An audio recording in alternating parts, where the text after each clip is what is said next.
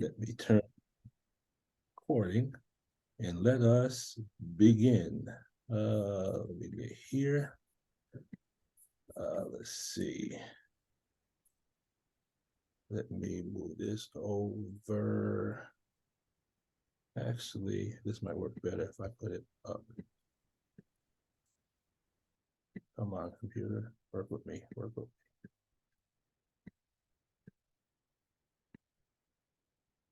I see.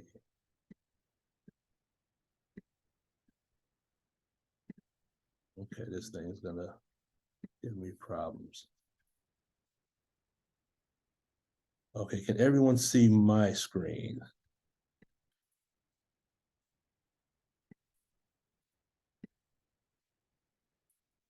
Come on. Yes, sir. Yes, sir. Yes, sir. Okay, just give me 1 second. I can get this thing to work for me here. Okay, let me do this. Okay, now let me do.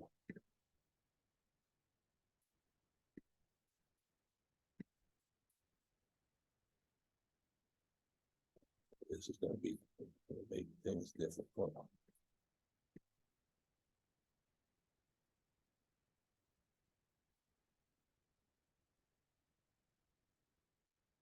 Okay. So the topic tonight is, why do we fail?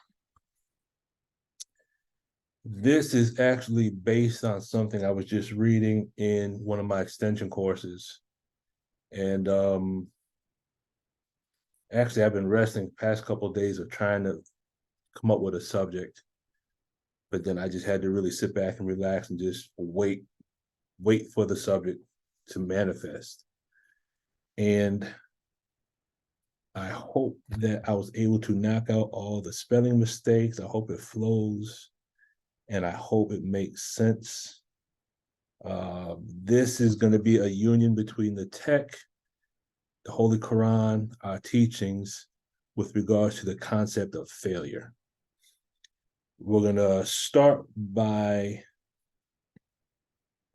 using a couple of ayats from the Holy Quran to lay the foundation. And then after we lay the foundation, we're going to do some word clearing. We're going to get into the concept of what failure actually is.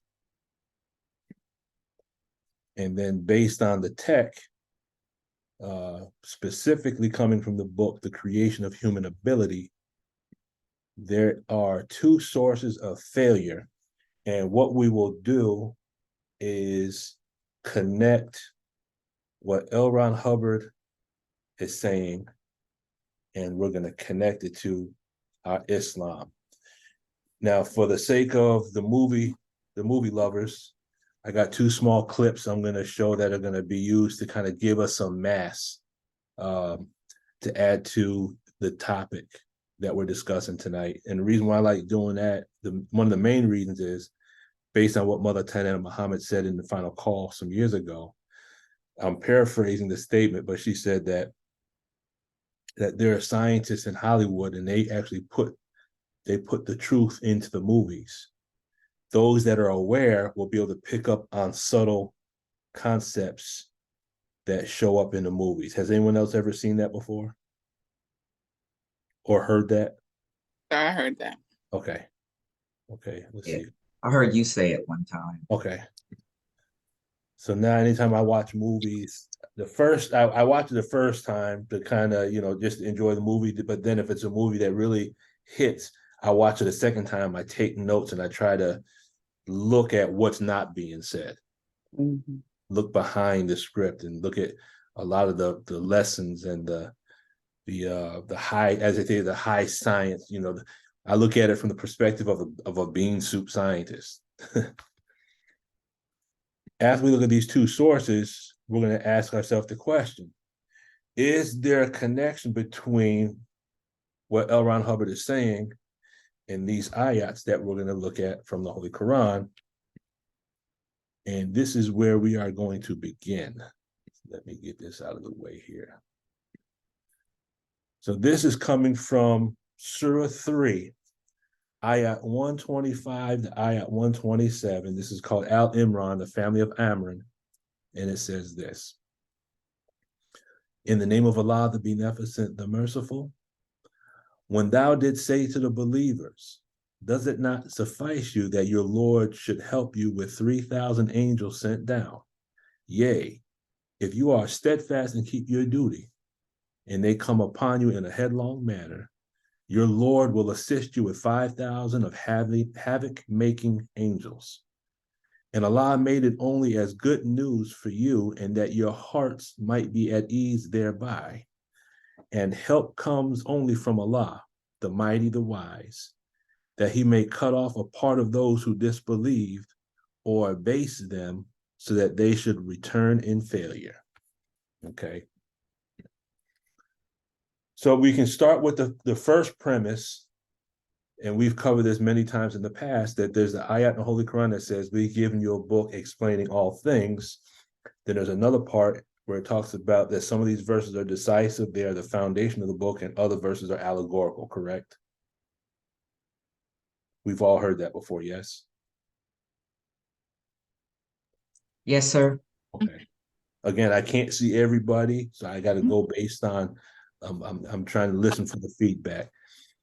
So that being the case, it is my firm belief that the book, the Holy Quran, is a book of formulae, as the minister has taught us about formulae, that Allah's are scientists that speak in the language of formulae, and that he has given us these profound mathematical, scientific truths in the form of allegories. So that as we read in the Holy Quran and we try to see if we can break these allegories down, it will reveal to us, by Allah's grace, high levels of wisdom. And these four will be the foundation that we use to go a little bit deeper to show the relationship between the tech of Dianetics and our Islam.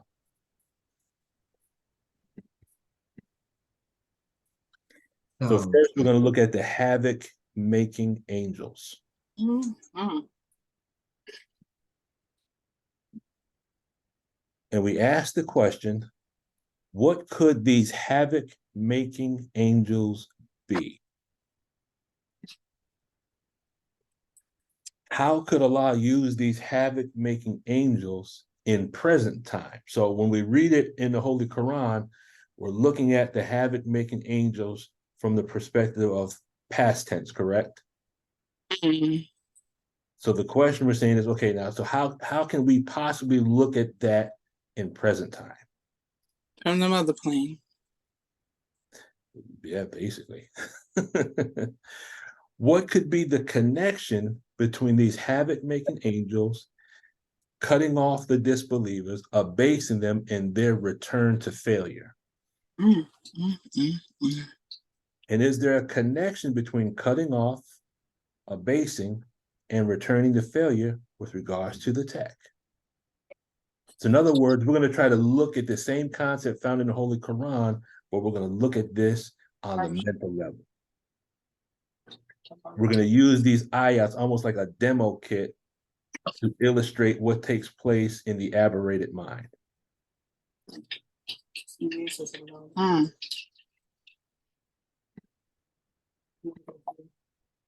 Could this be an allegory for a cycle of action? Okay, so specifically the cycle of action is going to be, we're going to call this a cycle of failure. Yeah, the action stuff. So here we go with the havoc-making angels. Let's see if we can break this down first. So in the Holy Quran, it talks about 3,000 angels. When thou didst say to the believers, does it not suffice you that your Lord should help you with 3,000 angels sent down? That's Surah 3, Ayat 124. Is it possible, because in the next verse it talks about 5,000 angels, is it possible that the 3,000/5,000 angels sent down represent that which will take place in the mind of the enemy? So we're going to look at what is the meaning of the word angels in Arabic. So here we are, we're going to do our Arabic word clearing. What is the meaning of sent down? And is, well, come on, computer, we'll go back for a minute. And is the number 3,000 relevant with regards to Dianetics? Are there any synchronicities here between these ayats in the Holy Quran and what L. Ron Hubbard teaches in Dianetics or teaches in the tech found in Scientology? So when we look at the word angels in Arabic, the angels is al-Malik, al-Malikati. Okay, the angels come from the same word as Malik. So the root word is Malika. The root word is Malika, but here's what the word Malika also means. It means to possess, to be the owner. It means to dominate someone's every thought. And this is coming straight from the Arabic dictionary. My battery must be low. It means to take possession of someone's feelings, to lay hold of someone's soul. Now, again, these definitions are coming right from the Arabic dictionary. And when I saw to lay hold of someone's soul, the word interbulate came to my mind.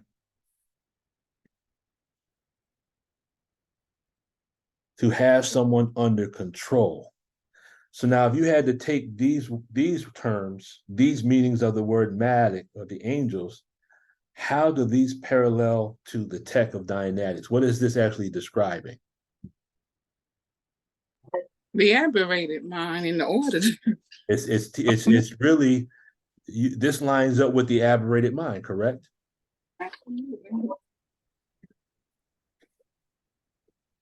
Yes, sir. So when it talks about these 3,000 angels sent down, could this be 3,000 ways to cause aberration in the mind of the enemy? Mm, Does everyone follow that logic so far? absolutely. Okay. Yeah, now I get it. Yes, sir. Okay. Now I want to use this movie clip. This movie clip called Inception. I'm assuming everyone has seen Inception. Is there anyone that has not seen Inception? I have not, brother. Okay. Your homework assignment is to see this movie. Because if you look at angels and you look at the word Malika and you look at what the word Malika represents, it represents all those things that produces the aberrated mind, correct? Everyone? Yes. Okay. In the movie Inception, this movie Inception is about an individual who his job is to go into the minds of other people and extract information. Really, he's like an auditor. Does that make sense? Right. Okay, he's like when you see it, it's Yes. like auditing, but this is the science fiction. But now the thing is, he has something that's still in his reactive mind with regards to something he did to his wife, and his wife's name was Mal, M-A-L. Do you follow? Yes, sir. Which is the first part of the word Malika, right? Yes. And also malware. Malware, because mal means what in French? That's either French or Spanish. Mal means what? Bad. Bad, right? Mal means bad. So here you have the word Malika meaning angel, but Malika also means to dominate someone's thoughts, to control someone's emotions. And every time he's trying to do his job, because he's in someone else's mind, but whenever he goes into someone else's mind, he brings his own mind with him, correct? He has to. So he goes into someone else's mind, but he's bringing his reactive mind with him. And every time he's trying to do a job, Mal shows up and she ruins it.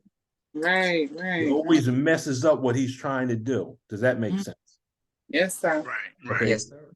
So watch this clip. It's only a couple minutes long. And it's showing him inside someone else's mind. But matter of fact, so in other words, Mal represents his reactive mind.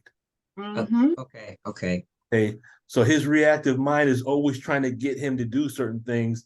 And his reactive mind is always trying to set him up for failure. Okay.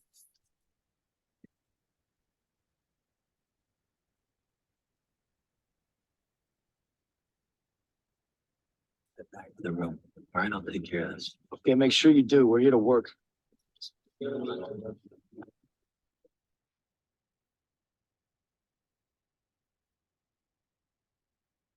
By chance, when I survive, Clean dot. Oh, what are you doing here? I thought you might be missing me. No, I am. I can't trust you anymore. So what? Looks like you're other's taste. Actually, the subject is partial to post-war British painters. Please, have a seat.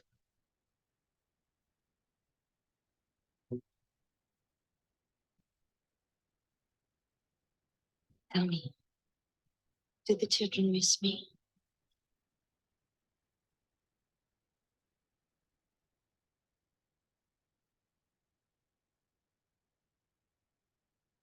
What are you doing? Just getting some fresh air. Stay where you are, Mom.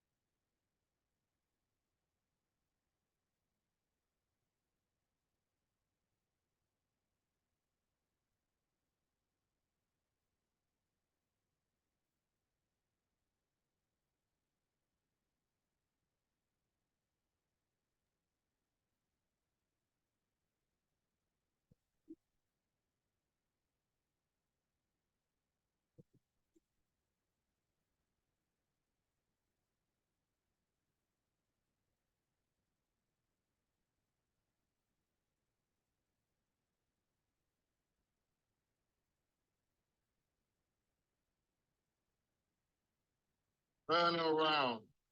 The gun, Dom.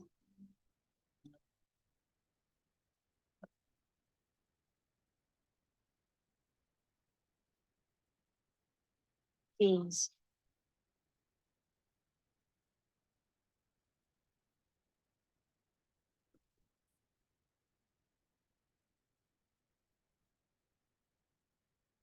Now then.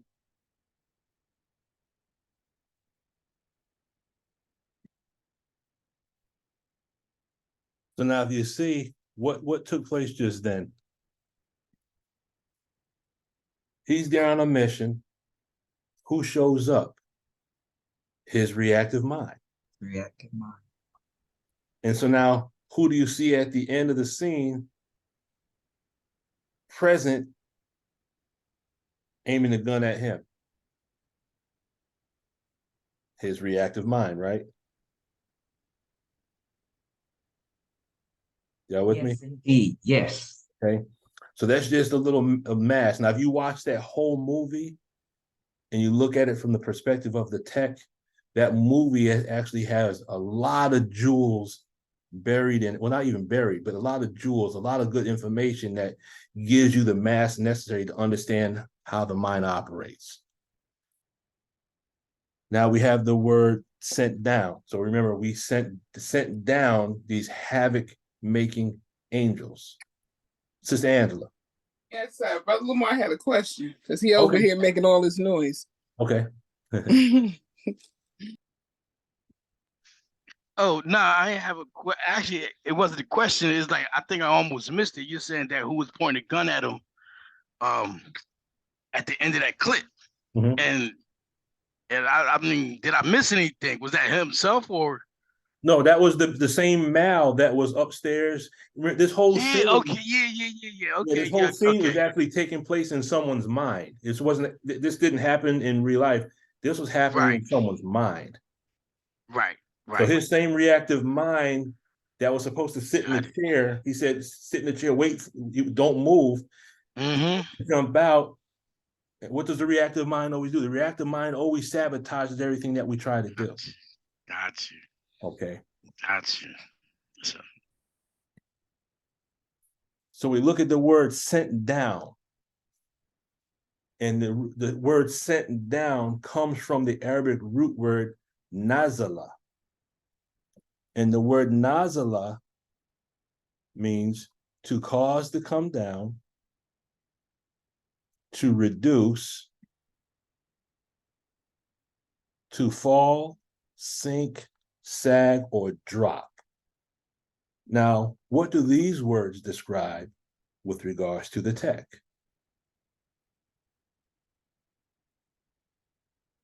Going down on the tone scale. Going down in the tone scale. Okay. Sunken place too. Say what? That sunken place on Get Out. Got that sunken place and get out. Exactly. He went what? Down the tone scale. Mhm. The stirring of the cup was a restimulator. That was a perceptic. Hmm. Yes, sir. And that ting. Bing, bing. Heathen. Exactly. So here we have a thousand we have the 1,000 angels sent down. So we have something being sent down, and we have that which controls the emotions, causes problems in the emotions. So now just on this one verse, isn't this describing the tech in an allegorical way? Yes, no? Yes. So the Yes. word nazala is the equivalent to the concept of what's called downscale or going down the tone scale. In the tech dictionary, it says that downscale means on the tone scale to go downscale, one must decrease his power to observe. So when you look at aberration, aberration is connected to a person's inability to observe their environment. Does that make sense? Yes, sir. Okay.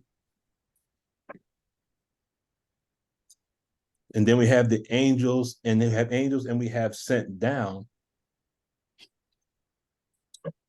So when we combine the concept of angels, the word malika, that which controls the emotion, and we look at sent down, or the word nazala, that which reduces or brings down, we have an allegorical representation of the effects of the engram, correct? Yes, sir. Okay. Yes, sir. So the ayats kind of like paint pictures for us.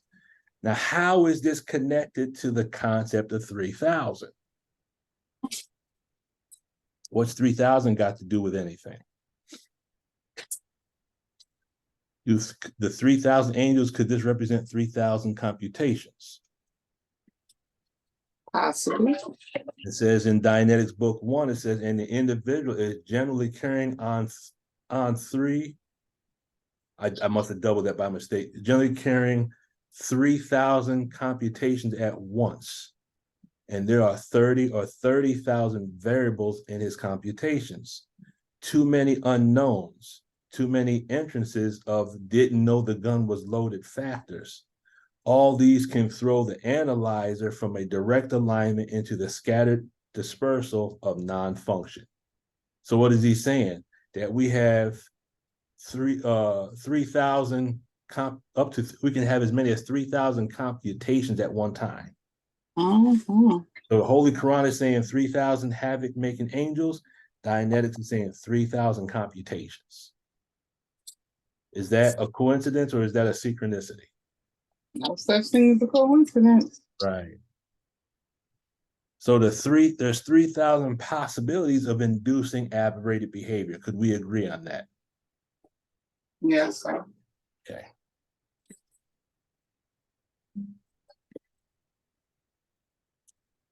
It also says in Science of Survival, the average case probably has several thousand engrams. So there's another agreement. Mm-hmm.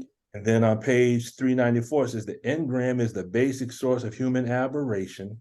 There are usually hundreds or even 2,000 or 3,000 engrams in the lifetime of an individual. Isn't that interesting? Absolutely. Yes, absolutely. Okay. Ditto. So Allah says in the Holy Quran, I can send down 3,000 havoc-making angels. L. Ron Hubbard is saying the average case has 3,000 engrams.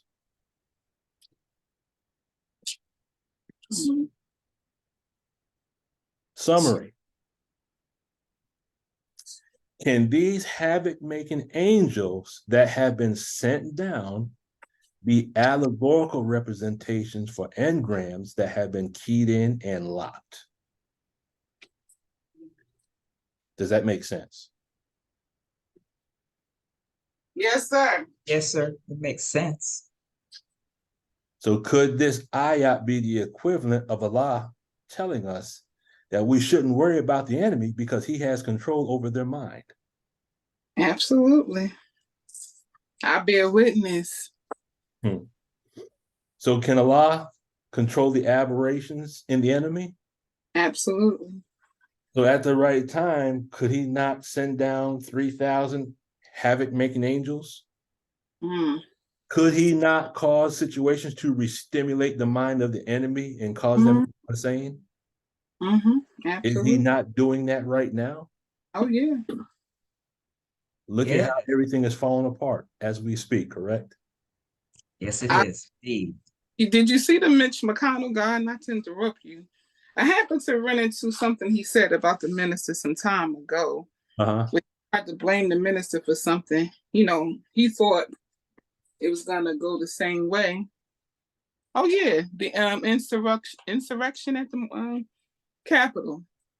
He said that Farrakhan had stuff to say. He tried to, do what they do. And then recently, Go ahead. Go ahead. I saw him twice freeze on live TV, like his mind was interrupted. Mm-hmm. And that man couldn't even blink. So yes, I bear witness. Did you ask yourself the question, what did he see at that moment that caused him to freeze? Mm-hmm. There's a Right. video. I've been trying to find it. Hopefully I can find it. It's a video on YouTube by Brother Jabril, may Allah be pleased with him, Yes. where he talks about what will take place with regards to the punishment. And he talks about how the enemy is going to see something that's going to strike terror in their hearts. Has anyone ever heard Brother Jabril speak about that? That's why I said terror. Yes, sir. Okay. So Allah has the ability to control the 3,000 havoc-making angels, but what if the 3,000 angels that we learned about historically during the time of Prophet Muhammad, peace be upon him, what if that's a demo kit or a representation of what will take place in the present time, right in the mind itself of the enemy? Mm. So really, we shouldn't even worry. We just need to focus on getting our minds right and doing what we need to do to get through the process of cleaning our mind, because Allah already has something in store for the enemy. Does that make sense? Oh, absolutely. Okay. Yes, sir. Indeed. Okay. So then he says, okay, what's going to happen? He talks about cutting off the disbelievers. Now let's look at this. Let's look at this cycle of action. It says that he may cut off a part of those who disbelieved or abase them so that they should return in failure. So this is the ayat. Mm-hmm. So in this is a cycle of action. So we have start, change, and stop, correct? Yes, sir. So start is cut off. The change is abase. And the stop would be to return in failure. Can we agree on that cycle of action? Yes, sir. Okay, so let's look at these three parts, and let's see if it adds more data with regards to aberration. Does this ayat represent a demo kit or a formula of the elements of the aberrated mind in the Mhm. form of allegory from the Holy Right. Quran. Yes, sir. I see it. So here's the cycle: cut off, abase, and failure. So now, the word cut off comes from the Arabic root word kata. Kata. And the word kata means to break. Isn't that interesting? Mhm. Where do we see the word? We find the word break in Dianetics. Oh, on the wait a minute. Oh, the break in the ARC break. yeah, interchange. The ARC break. So the word cut off in the Holy Quran, which starts the cycle of failure, Mm. that Arabic word is actually connected to the word break, which is the start of aberration, correct? Mhm. Because when you have an ARC break, it's because something you have either been invalidated or you Mhm. have been inhibited, correct? Yes, sir. Yes, sir. And that causes the dramatization, right? Mm-hmm. Okay. Causes us to act up. Right, causes the person to act up. The word also means to despair, which we will find low on the tone scale, correct? Yes, sir. Okay. It means to be suspended, which is another way of saying being stuck, correct? Mm-hmm. And so in Dianetics, to be stuck is to be what? Where are you stuck at? On a time track. Stuck on a time track. Mm-hmm. And it means to switch off. Right. Okay. All of these terms are connected to the tech, correct? Yes, sir. All these definitions actually come from the Arabic dictionary. So here you have one word that actually means all. I mean, there's more. I didn't type all the words in, but there's so much more in the Arabic dictionary. I just wrote down just a couple of them here. But can we see how there's a relationship between the tech of the Dianetics and the Holy Quran? Absolutely. Okay. Without a doubt. So what is an ARC break? An ARC break means a sudden drop or cutting off of one's affinity, reality, or communication with someone or something. Mm-hmm. And that's what usually causes the dramatization that causes us to, as we say, act a fool or act out, correct? Yes, sir. Okay. So when an ARC break is permitted to continue over too long a period of time and remains in re-stimulation, a person goes into a sad effect, which is to say they become sad and mournful, usually without knowing what is causing it. Right. Okay. This is where our failure begins. Cutting off could mean causing events that would produce extreme sadness. Could this be the same as the shock of the hour? Oh, absolutely. Okay. And if you understand the shock of the hour in the Holy Quran, the word for shock is the root word in Arabic is zalzala, and zalzala is tied to the concept of grief. Does that make sense? Absolute sense. So all Allah has to do is cause a situation in our life to produce grief. And if we don't have anything to assist us to rise above the emotion into the mind and thinking of God, then that grief will begin to consume us, correct? Absolutely. Okay. Now let's look at the word abase, the second part of the cycle. The Arabic word is kabata, kabata. And if I pull this off of the Quranic Corpus website, and if you look, can you see my pointer right here? Yes, sir. According to their definition of, and this is kabata is the root word. So this right here is a derivation of that root word. It means to suppress. Mm. Okay, it means to suppress. But it also means to put down. It means to suppress. It means to repress. It means to crush. So here you have cutting off and here you have a base. And it's the same as the concepts that are found in the tech. Also means to subdue. Cut off is your break, ARC break. That causes what? That causes abasement and your suppression. And this leads to failure. Does that make sense? Yes, sir. So far, we're batting 2 for 2, correct? Yes, sir. Got 2 for 2. So now the concept is turned back in failure. So we pull up the Arabic and it gives us these 2 words, and then we're going to pull up the root words. So they turn back disappointed. So failure and disappointed is the same thing, but let's look at what else the Arabic dictionary shows us. Turn back comes from the root word kalaba, which means changeable. It means to be fickle. What does to be fickle mean? Change your mind. I do know. Up 1 minute, down the next, right? Right. Yes, sir. To shift instantly. Look at this, to shift instantly. So when you're dealing with shift instantly in Arabic, in Dianetics, you have what's called a valence shift, correct? Yes, sir. Okay, so when something happens to us and we're re-stimulated, if you remember the tech videos, when we're re-stimulated and we dramatize, we will either dramatize the dominant figure in the engram or we dramatize the weaker one of the engram, correct?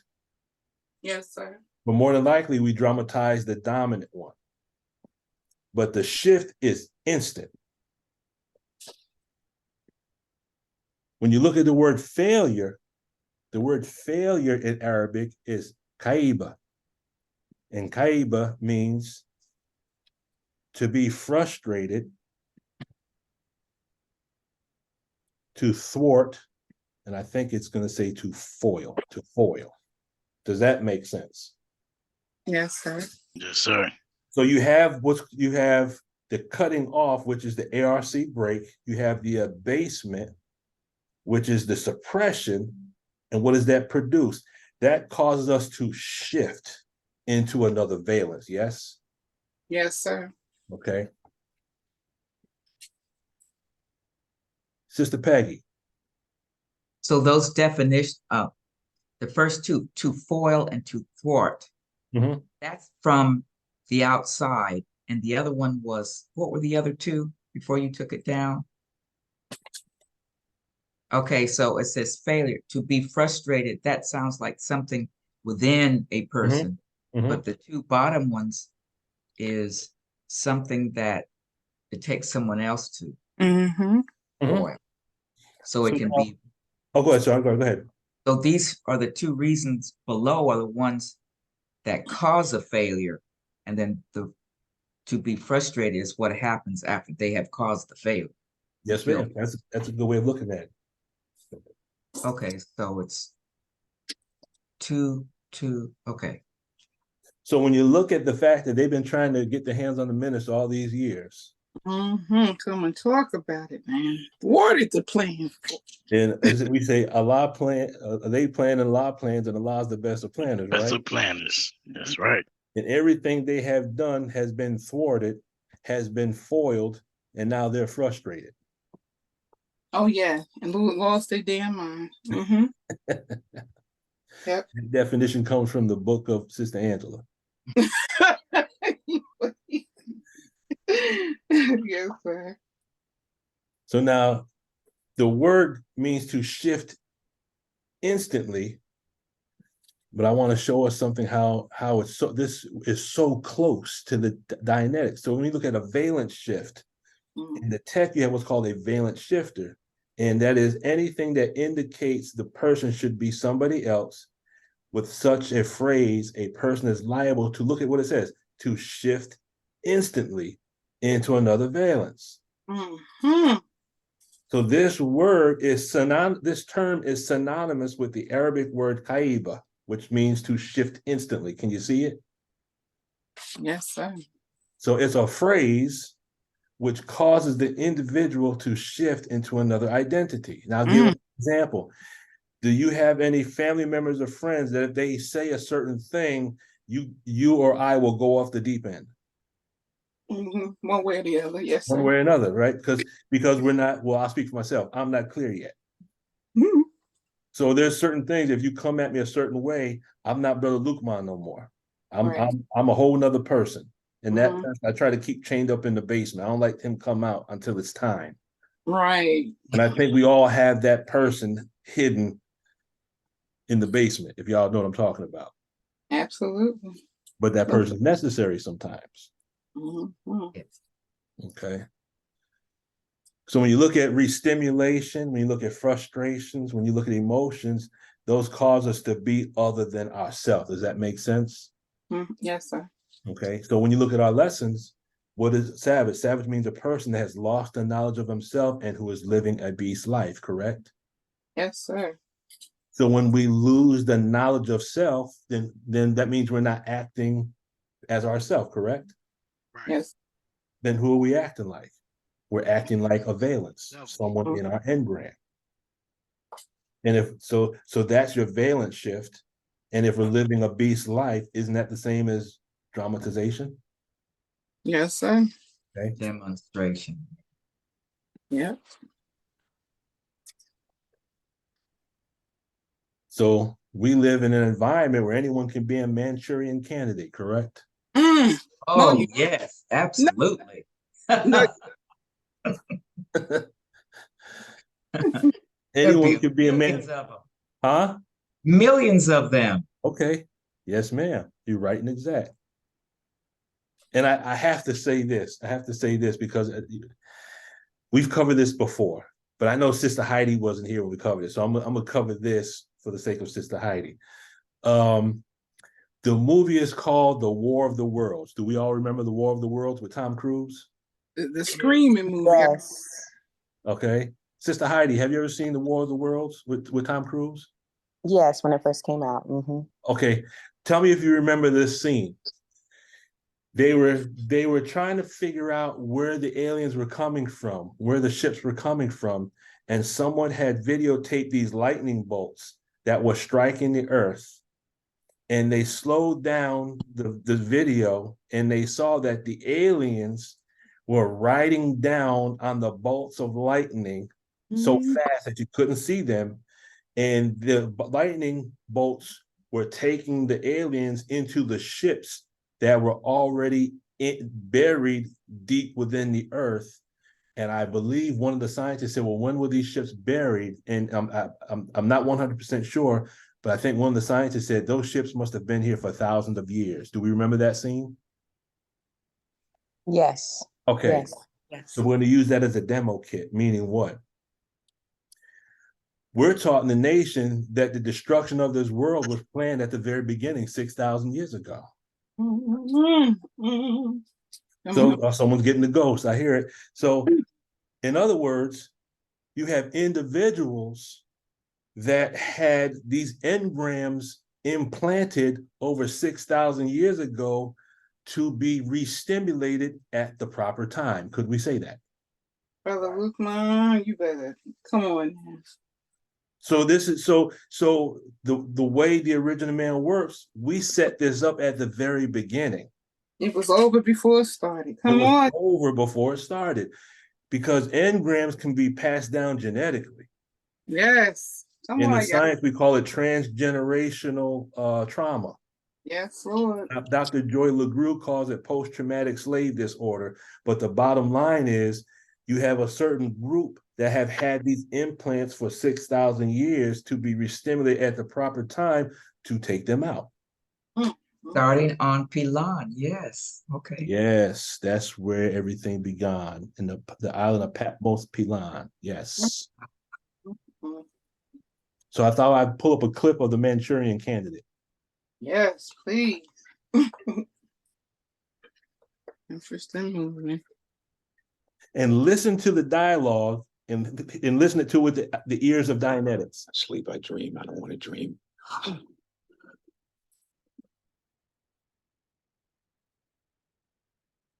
Something happened out there in the desert that night. during that mission, and it's not what we thought it was, and it happened on my watch. We've been on this road with you before, yes? No, no, sir, not this road. Sergeant Shaw, you ever dream about Kuwait? Captain Marco. How much do you actually know about your friend? I served under him. He was a good man. That's what the neighbors always say about serial killers. Somebody put an implant inside me. I got a good feeling they put one in you too. You need to get help, Ben. You're not crazy, Shaw. Raymond, this is JB Johnson of Manchurian Global. We're strong supporters. Click the switch. We can adjust character, change personality. These are not supposed to exist. Raymond Prentice Shaw. Listen. This is a coup. This is rich people funding bad science to put a sleeper in the White House. Among the shareholders in Manchurian Global, you would find former presidents, supposed kings. Yeah, I get it. They're big. They're huge. And you bring me rumors and conjecture. I started with nightmares, rumors, conjectures. That's a giant leap forward. Somebody got into our heads. Neurons got exposed and circuits got rewired. I think you should leave. What are you doing? I gotta find out what's gonna happen, where it's gonna happen. He's delusional. Where you going? You swore to me that this was fail-safe, no leaks, no glitches. I will do whatever is necessary to protect my son. We're gonna stop this and take them out. Anything bad happen to you?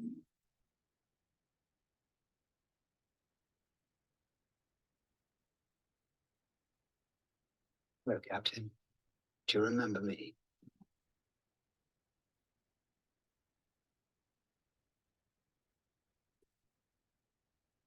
Believe me. Help me. Or shoot me.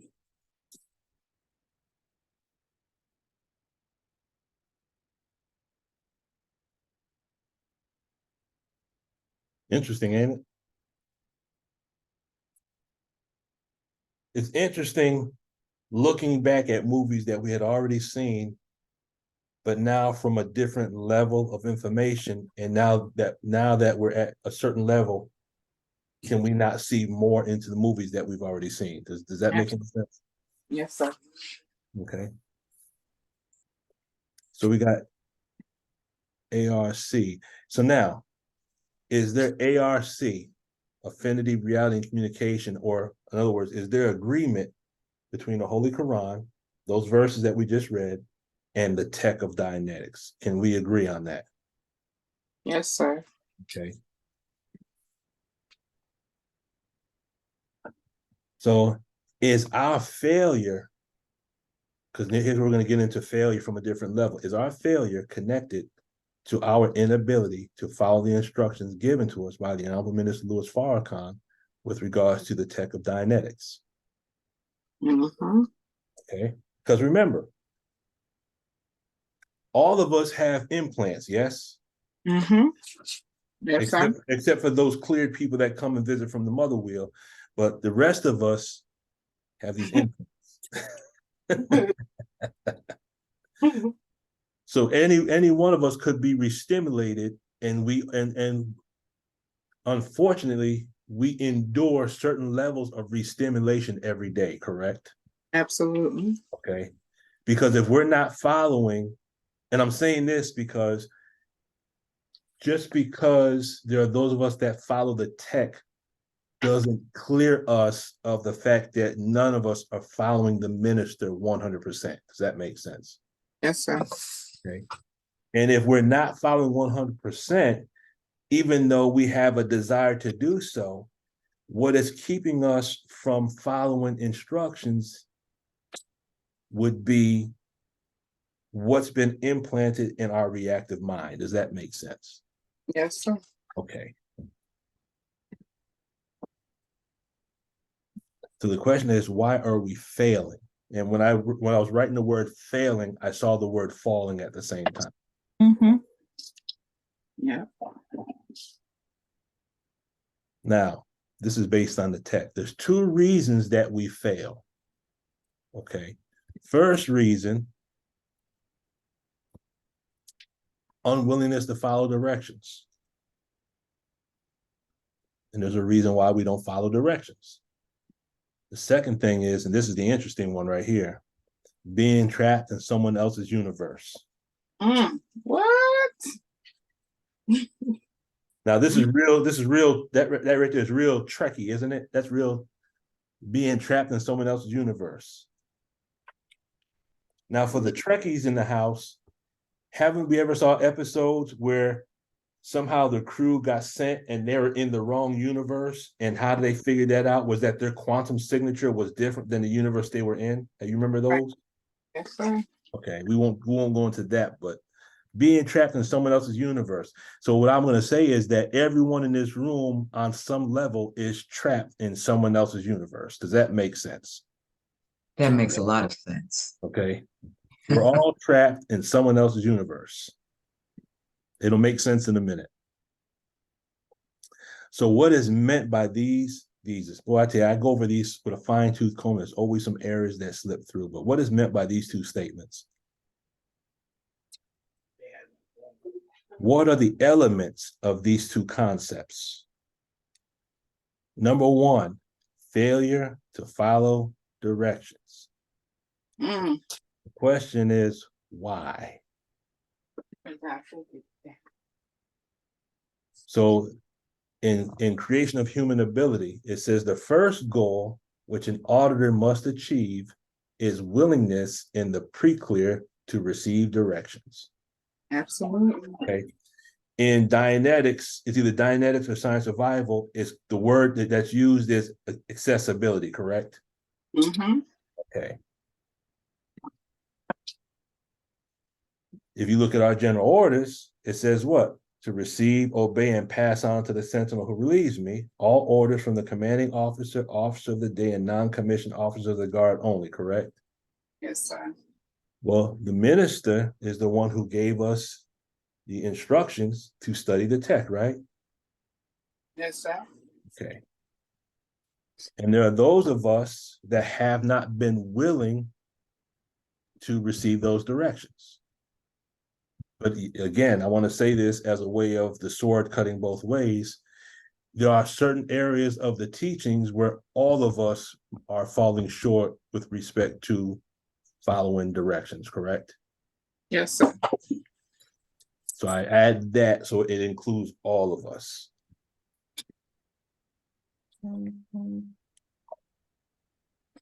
The mesh universe is an adversary. Now look back at our teaching. Didn't it say that the first guy had to wrestle with the darkness? Mm-hmm. Go to war with it. Okay. So he had to wrestle. So if he's wrestling with the darkness, that means that the darkness was in, we could say that darkness was in opposition, correct? Yes, sir. Okay. Go ahead, sister Peggy. Suppose the darkness is, and he's wrestling with the idea that he can't see any light. Okay, so if he's wrestling with the darkness, so then he brings the light, then that's the first time there's ever been light, right? Mm-hmm. It's just dark, but it just is. I mean, it's dark. It's never been light. I don't know. I don't know. No. Let's flow with that idea. Let's go in that direction for a minute. You're saying it just is. Yes. Okay. Let's see if you can expound that. So because it just is, why was it difficult for him in the darkness if it just is? There has never been any light. Okay. He doesn't know what that's all about. Okay. Now let's apply that to self. Us being God, that just is, isn't it? Oh, yeah. But isn't there a difficulty factor in that? Yes, sir. Right. I mean, I understand that from the perspective of the God in the darkness. I can follow that. But if we point that in the direction of ourself to be God, it just is. That's who and what we are. So now, why are we having such a problem with that? Go ahead, Sister Angela. Because I would say that darkness. Thank you, Sister Peggy. That's a very thought-provoking question for me. Mm-hmm. See, the darkness, everything in existence is a lie. So that darkness was him, and the evolution of this, either he was going to stay or he was going to change, because that's the one constant he put in motion in the universe. Things are ever changing. He became aware that he can. I am. And it's either we're going to accept where we are or we're going to constantly evolve. So I just see that of his own personal cycle of action that created his universe. And ultimate reality, he went to war with himself to change his surroundings. Yes, ma'am. Thank you, Sister Angela. Sister Peggy, did you have something you want to add to that?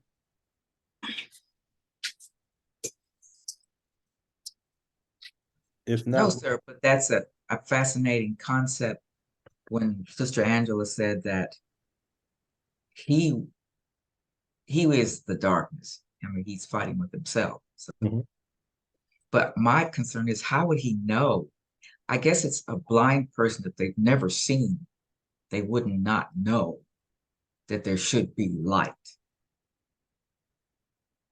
But in this thing, that nothing remains the same, I guess. So now, I guess he got tired of it being dark. I guess he got. Say what?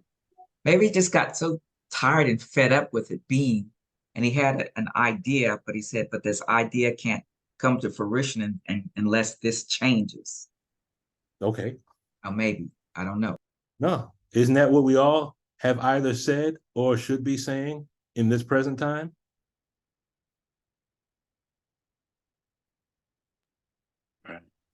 I know I'm fed up with the way things are with me. So that means what? I got to go to war with the darkness in myself. How about you? And you means everyone in the room. Yes, I do. Yes. Because No, go ahead, Sister Peggy. You're on mute. You're on mute. I will may I say something after Brother Lamar? Okay, sure. Yes, or ma'am. after Sister Anya. Okay. Let's go with Sister Anya and then Brother Lamar.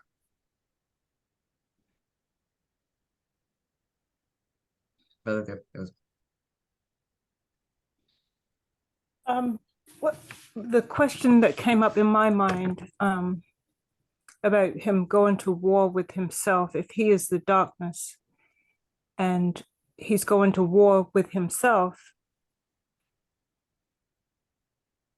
I thought about how we go to war with ourselves when we want to do something, when we want to make a change, and how long it takes us and how we go back and forth, which brings us back to that fickle screen that you had up. We go through all of those things that eventually leads to failure because we talk ourselves out of taking the action. And then sometime, things will, maybe a year passes. I'm just giving an example. Maybe a year passes and you revisit that thought again and you realize I've wasted a whole year. I could have gotten started. I could have had this project underway. I could have had this finished. I could have been taking it to another level by now. And so you revisit starting again, but then those same thoughts come up and you end up talking yourself out of it because so that's the wrestling with ourselves. And so the thought came up in my mind of how many trillions of years did Allah sit there talking himself out of when he realized, when he thought about, you know, as Sister said, Sister Peggy said, it just is. And how long did it take him to realize that he could change things? And when he was wrestling initially with the concept, when that concept came up in his mind to make that to bring something different, then how many trillions of years did he wrestle with himself with that fact and talked himself out of it so many times before he finally took action? And then once he took action and realized that, oh, this changed, and that, well, maybe it didn't go quite right, but hey, this changed. And then he got really excited and he started creating all over the place. You know? Mhm. Yeah, that was just the thought, and how we mimic that constantly, wrestling with ourselves Mhm. to do something different, to make a change. And I think you asked the question, why is it that we've been given an instruction by the minister, and why is it that we don't do that? We're given general orders. Why don't we follow them? Mhm. We're given how to eat to live. Why don't we follow it? Yes. Mhm. Perfect. That was perfect, because when you look at, and this is the thought that comes to mind as you're speaking, we said we talk ourselves out of it. The question is, are we talking ourselves out of it, or are we stuck in someone else's universe? That's what I want to put in the back of my mind. Is it us that's talking us out of it, or is that a circuit? Is that someone else that's talking us out of it that we still carry with us in present time? Does that make sense? You mentioned circuits, and when you started the presentation, that was the very first question you asked us. That was the very first thing that popped up in my head, was the demon circuit. Mhm. But then in the original God's case, in the creator, Mhm. who was talking him out of it? Well, that's above my pay grade. Whose valence was he in other than his own valence? There was no other valence for him to be in, right? Mhm. So I'm not going to touch that one. Yes, sir. But I know for us, and this is just based on what as I'm learning and trying to draw parallels, when we have these statements in our mind that's talking us out of great ideas and great thoughts to do great things, whose voice is that really that's talking us out of doing what we have a desire to do? Just a thought. Sister Peggy. You're on mute. You're not gonna choose Brother Lamar? Oh, Stormy, I'm gonna yield to you, sis. and see, that's why I did it, Sister Peggy. Okay, I thank know you. Brother Lamar. Thank you, Brother Lamar. Wow. And I lived in San Antonio when we were given our instructions to learn to study this tech. And in San Antonio, I went to what I thought was the right place to go, but no one told me that that was a mission. There's another study group that was in Austin, and they would go to Dallas, but I'd have to go too far to do all of that. So I stayed there. So when I finished, I came here. I just needed maybe one or two more people that I needed to demonstrate. Well, two people that I needed to audit to get my certificate, I think. And then when I get here, I find out that that was a mission, and what I did there does not translate, does not transfer to this org in Dallas. Which means if I want to be an auditor, I have to do this all over again to get my certificate. So I guess I told myself, well, I didn't want to really be an auditor anyway. I really didn't, because I really don't like that close interaction with other people. It's kind of difficult for me. So I've been here since 2017 and no, 2015.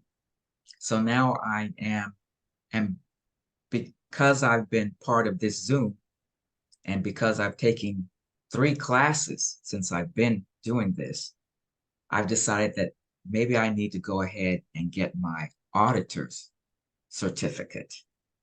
So now I'm going to do this, do it again at the org. So yes, there was something saying to me, now you really don't need to do this because you're really an introvert and you don't like being that close to people. But if I become an auditor, I've got family members that need this. So that's why my son helped me to realize that, well, you know, the minister said we need to do this to help our family members, and you're not doing what the minister tell you to do. So I said, okay, I will just go ahead and finish taking that. I'm finishing up the Science of Survival, and the next thing is to go back and take that course again. Praise is due to Allah. Yes, ma'am. Brother Lamar. Assalamu alaikum. Okay. Wow, can you go back to that question that was online, that was up? Because when I was reading that, yes. And Sister Anya, man, she just spoke out my words, what I wanted to say. And actually is a testimony. When I'm looking at the question, and it's so key, because the second part of that kind of makes sense of it. Is his direction of himself other than his own. You know, when you direction of himself, that means that, you know, to me, that means that that's your thinking, oneself thinking, other than his own. What is your own? A righteous Muslim. Understand what I'm saying? Mm-hmm. So in this, like, I want to give it, like, this thing hit me so much, you know what I'm saying? And I think, Brother Luke, I'm gonna need a session after this one from you specifically. But anyway, like, all right, I'm gonna give a testimony, Sister Angela. You know, you got to pardon me. So, like, all week, right?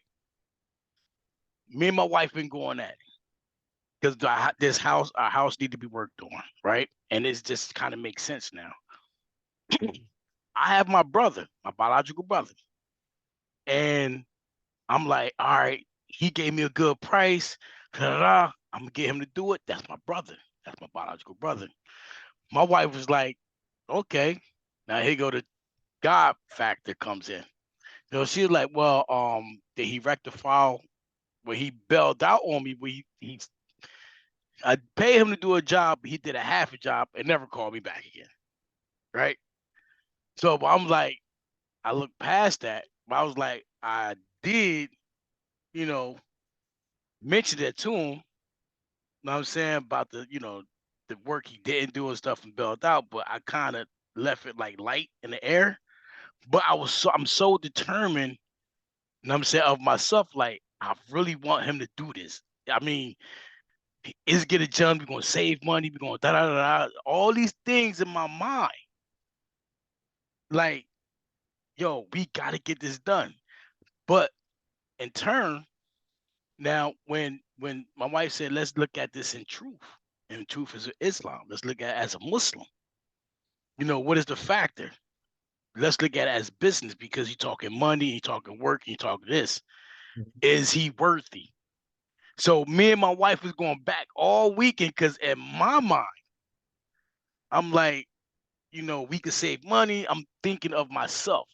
And by me being thinking in my own mind, it was causing conflict. You know, and the main part of resistance. So it was like, chosen as a main point of resistance in life. Yeah, and I was resisting the truth. because of my own thinking Mm-hmm. of what I want. I wasn't in the God factor. I wasn't in truth. You know what I'm saying? So these things, these things is so key because now it's starting to make sense. And like how Sister Aniana, she exactly explained to what I was going through. I was in my own thinking, in my own mind, instead of looking at the truth of the fact, the truth of the situation. Mm-hmm. So that's why I just wanted to, do that testimony because it's like hitting, that's why I say you better get on this. I'm like, oh, praise be to Allah. Oh man. That's perfect because when you look at this statement, the condition of the preclear is such in nearly all cases that he has chosen as a main point of resistance in life, direction of himself other than his own. So the first part of the problem when we deal with failure is that our way is the only way that's correct and everyone else is incorrect. Right. And who's laughing? I hear someone laughing in the background there. I was biting my apple, but Go ahead, Sis Angela. okay. I think I can marry just about every point that I heard. Praises due to Allah. From the beginning with Sister Heidi, with this synchronicity. Mm-hmm. And Allah gave me the answer. We can dress it up all the way we want to. It's all Allah in the end. Mm-hmm. So the synchronicity of getting on the Zoom and my husband having his aha moment. Now I've been wrestling for over a week. And he didn't tell the whole story. It didn't get violent, but it could have. But I'm thankful to Allah even marrying this to this universe. Mm-hmm. Creating our own universe, and you use the exact words I always use about him. Your universe, am I right? Coming to the point that Sister Peggy made of Allah, she said the darkness is just is, which is beautiful and made me think. Mm-hmm. Again, what Sister Anya said was just, and that's it. Allah gave us the blueprint. Of course, it was a factor. I think this is Sister Angela, Sister Anya. There was a valence there, lying deep within, called the brown germ, that probably enabled or tried to, make Allah feel good about the darkness. And okay, we just gonna ride with this. How we can get comfortable in our mess or our nothingness or our failures, and never rise like the queen we are. So Allah being the supreme being, and no matter what time it took for him to take, fighting that darkness within self, we all have it. We had it before the making of the devil. Before this devil was put in human form, it was dormant in us. So for me, that represents the darkness. And us saying who we are, like you said, Brother Lukman, we are the children of the Most High God. Mm-hmm. Now, are we going to go through what we got to go through to get to our Father's mind? It depends on, are we ready to go to war? Mm-hmm. Make them. Alaikum salam. I'm going to throw this out to see where this might take us. And I am by no means comparing the woman to the reactive mind. Well, let's look at this point. Didn't God manifest the woman that was dormant within himself? That's right.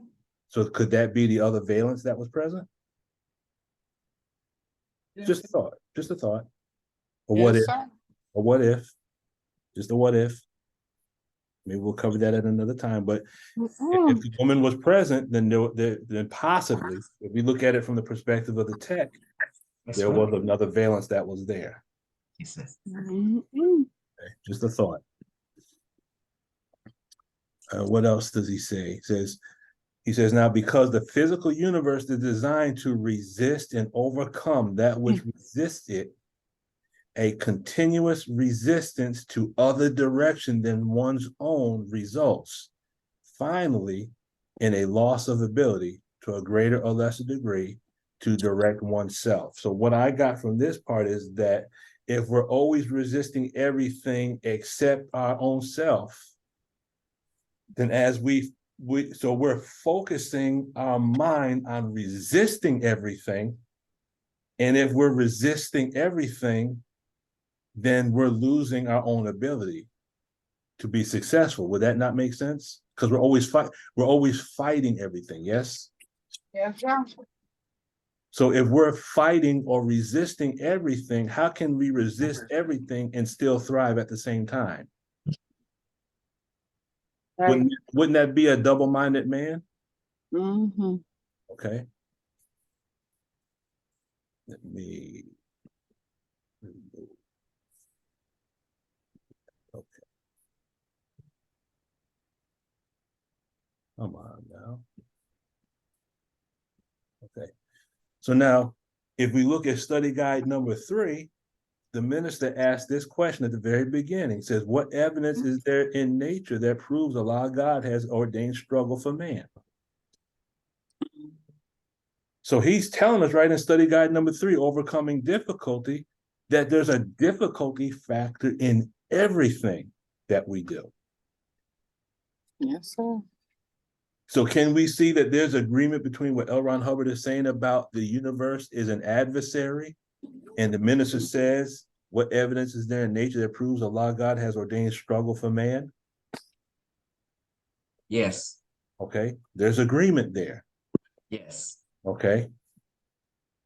It's supposed to be difficult. Mm-hmm. So L. Ron Hubbard uses the term self-direction. He says, in that it is the ability to direct himself, which the auditor is seeking to return to the pre-clear. It must be demonstrated to the pre-clear solely by the process of good auditing that other direction is not necessarily harmful or in the worst interest of the pre-clear. So remember, you go back into the old tech, I don't say old tech, when you go back to book 1, the focus is on reducing the engram, correct? You with me? Yes, sir.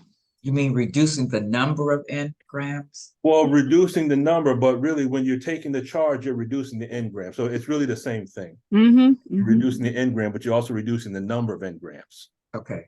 Okay. As you go further into the tech, as it evolves, the focus is on getting the pre-clear to a point to increase their self-determinism. Okay. You're accomplishing the same thing, you're just taking an easier route to do it. Okay. And so what he's saying right here is that you're getting the pre-clear to see that receiving other direction is not necessarily harmful. In the instance of what Brother Mark brought up with Sister Angela is bringing other direction, and it wasn't harmful. Because now, if I'm wrong, please correct me, Brother Lamar, Sister Angela.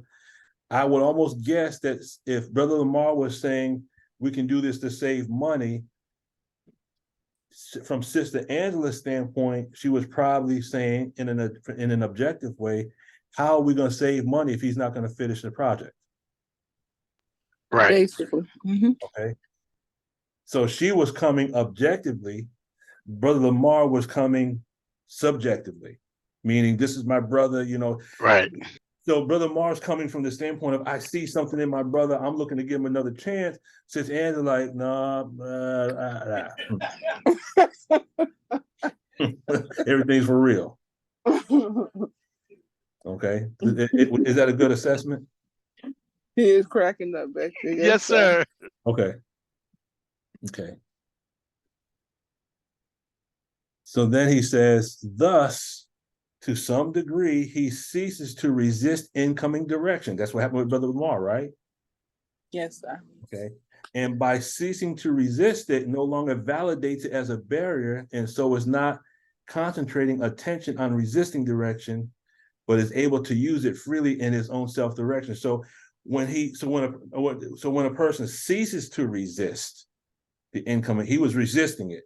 But when you cease to resist it, what he's doing is he takes that's coming in and he uses it to his advantage.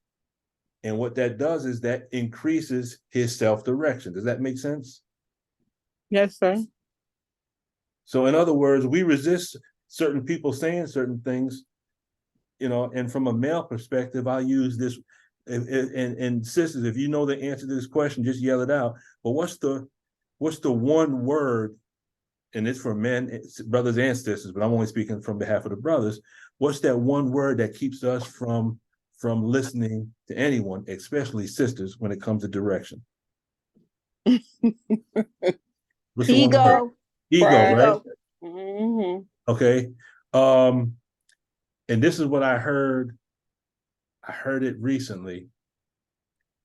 I can't remember where I heard this from. But if you take the word Negro, Negro has 5 letters, right? Mm-hmm. Negro has 5 letters, and the word ego is in the word Negro, right? Yes, sir. So I can't remember who said this. They said that ego is 3/5 of a Negro. Mm-hmm. Sound like something Brother Nori was saying. Ego is 3/5 a Negro. So whoever I heard it from, they could have possibly gotten it from Brother Nuri, but it's our ego. Mm-hmm. And one thing my wife will say sometimes, she says, she'll say something, I won't listen, and she'll say, what will the minister say? And the minister has said, if you listen to your wives 90% of the time, they're correct. Mm-hmm. And from a male perspective, sometimes that's a hard pill to swallow. Mm. But So when she might say, well, what did the minister say? If you listen to your wife 90% she's right, I'll say, well, this is the 10% when you're wrong. uh-huh. Right. I'm gonna try to use that one. Good luck. So then he talks about self-determinism. So he says, the self-determinism of a pre-clear is proportional to the amount of self-direction he is capable of executing, and deteriorates markedly when a great deal of his attention is devoted to preventing other direction. Directing himself, the pre-clear becomes capable of execution. Okay. Self-determinism is proportional to self-direction. Okay. And we're going to look at this mathematically in a minute as well. So he says, preventing direction of himself, meaning resisting the direction of others, brings about a condition where he is mainly devoted to resisting his environment.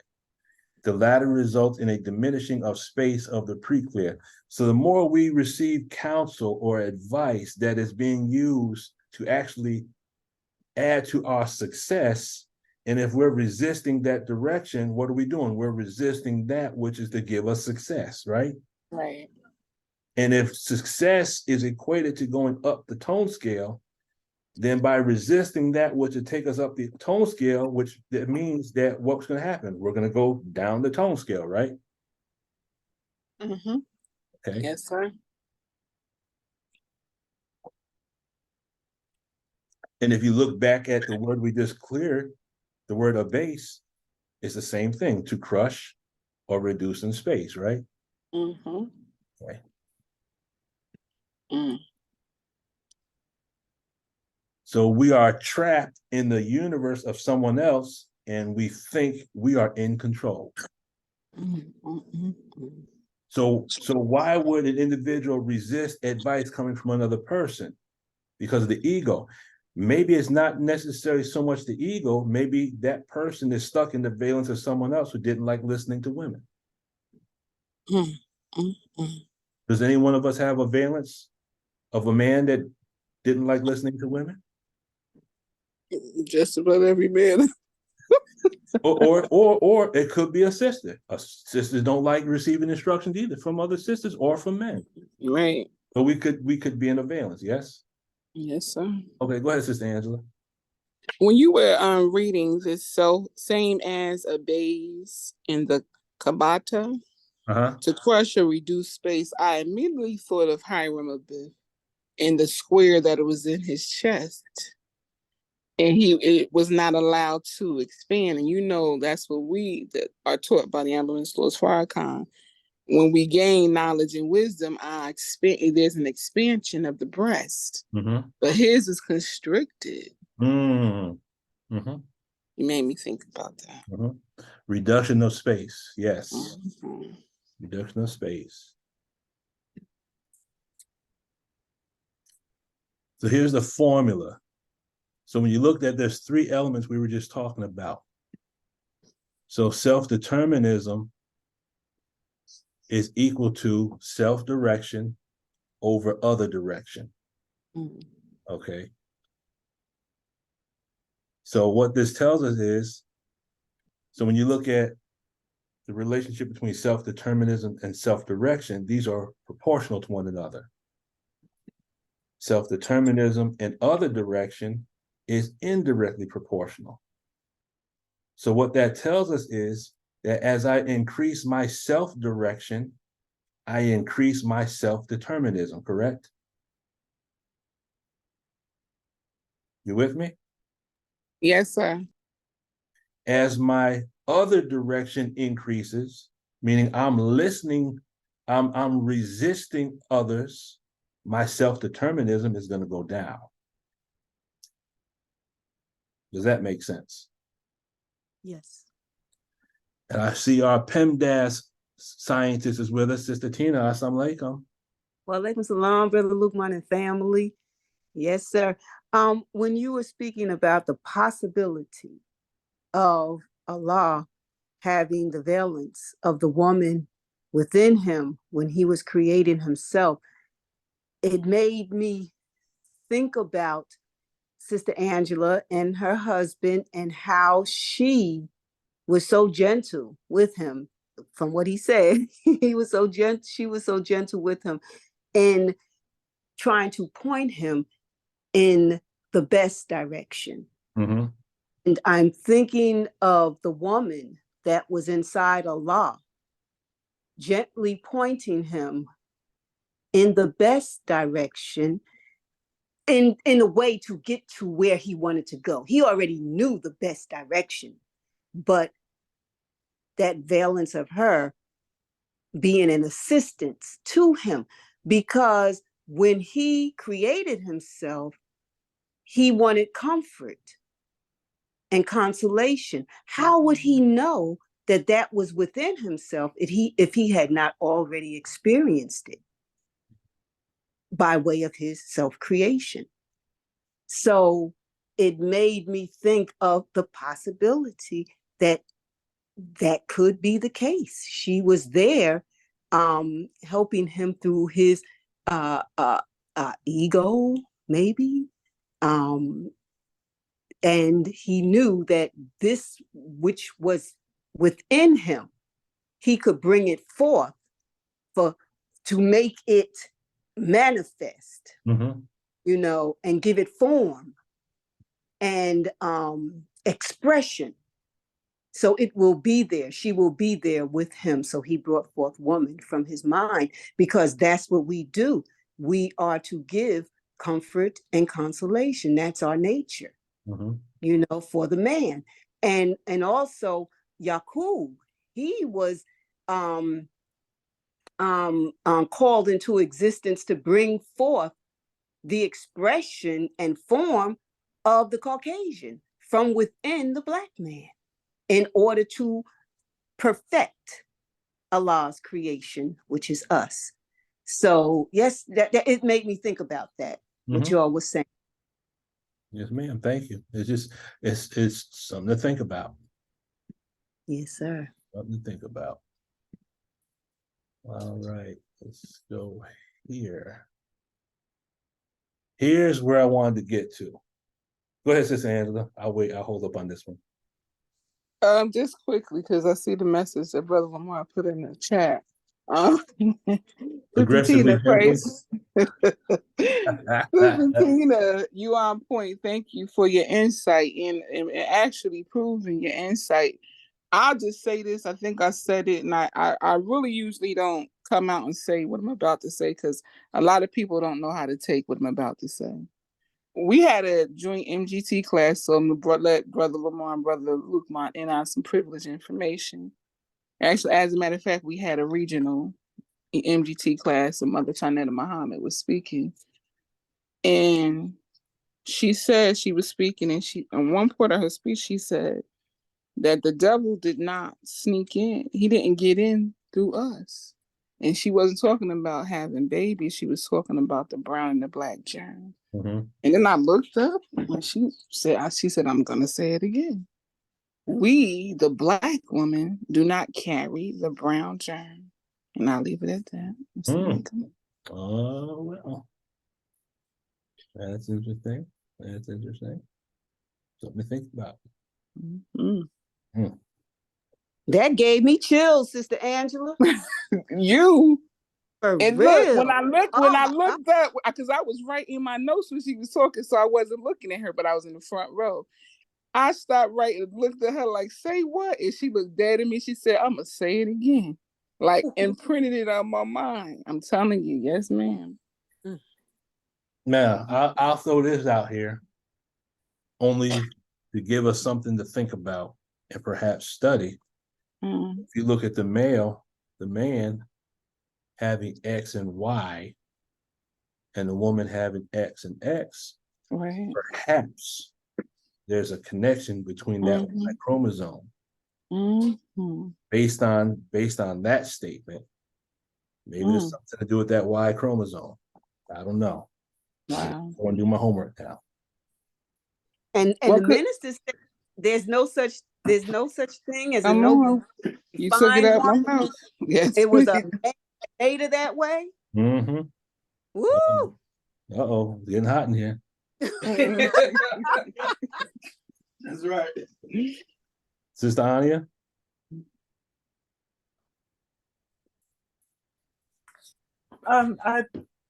Sister Tina, Assalamu alaikum, and thank you, because from the time Brother Lukman mentioned that about the